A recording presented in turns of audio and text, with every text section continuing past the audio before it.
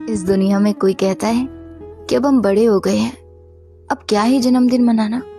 और कोई कहता है कि जिंदगी का 1 साल कम हो गया है, तो फिर क्या जन्मदिन मनाना।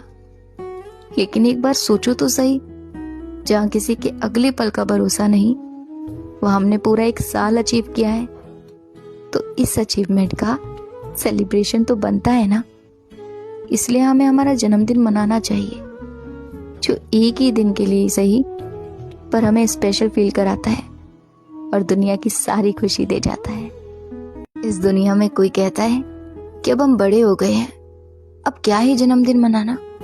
और कोई कहता है कि जिंदगी का 1 साल कम हो गया है, तो फिर क्या जन्मदिन मनाना।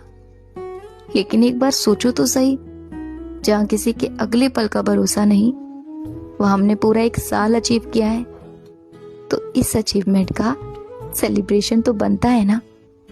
इसलिए हमें हमारा जन्मदिन मनाना चाहिए, जो एक ही दिन के लिए ही सही, पर हमें स्पेशल फील कराता है और दुनिया की सारी खुशी दे जाता है। इस दुनिया में कोई कहता है कि अब हम बड़े हो गए हैं, अब क्या ही जन्मदिन मनाना। और कोई कहता है कि जिंदगी का 1 साल कम हो गया है, तो फिर क्या जन्मदिन मनाना। लेकिन एक बार